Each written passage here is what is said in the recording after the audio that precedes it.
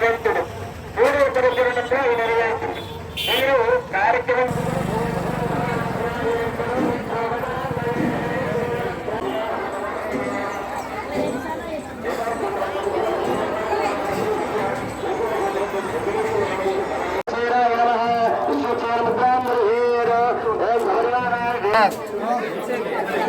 పైన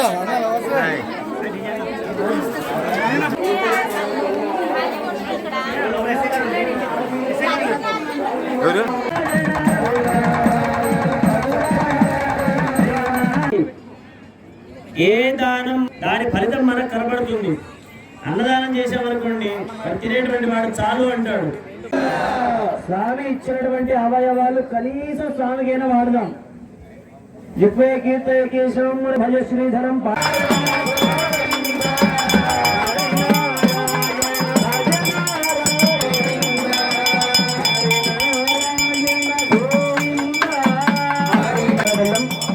మూలమూర్తికి సంస్కృతం జరుగుతుంది.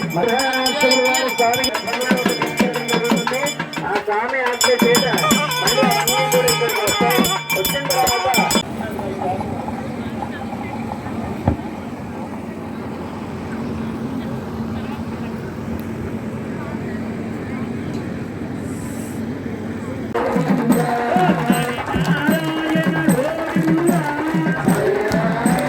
అమ్మవారిని మనం దరి చేర్చుకోవాలి.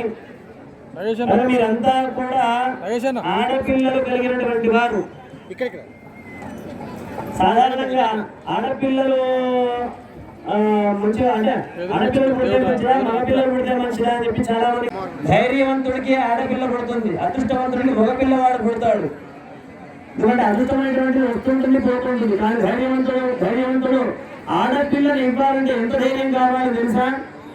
తన వంశ కనుక ఆ స్వామి మూలమూర్తి దగ్గరికి స్వామికి సంబంధించినటువంటి జీలకర్ర బెల్లం